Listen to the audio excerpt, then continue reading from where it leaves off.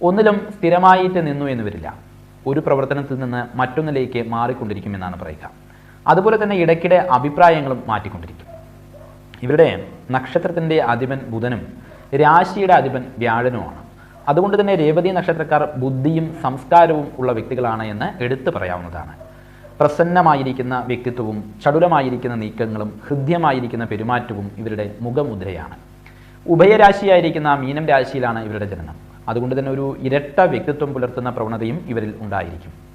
അതുപോലെ തന്നെ സ്വന്തം നാട്ടിലും അന്യനാട്ടിലും മാറി കഴിയാനുള്ളതായിരിക്കുന്ന ഒരു അവസരവും ഇവർക്ക് വന്നു ചേരും. ആദർശവും പ്രായോഗികതയും സമന്വയിപ്പിക്കുന്നതിലുള്ളതായിരിക്കുന്ന ഒരു രസതന്ത്രം ഇവർക്ക് അറിയാവുന്നതുപോലെ മറ്റാർക്കും വശമായി എന്ന് വരില്ല എന്ന് പറയുന്നതിൽ ഒട്ടും അതിശയോക്തിയില്ല. സ്വന്തം കഴിവുകളെക്കുറിച്ച് ഇവർക്ക് തികഞ്ഞ ബോധ്യമുണ്ട്. ചിലപ്പോൾ അത് അല്പം അഹങ്കാരത്തോളം എത്തുകയും ചെയ്യും.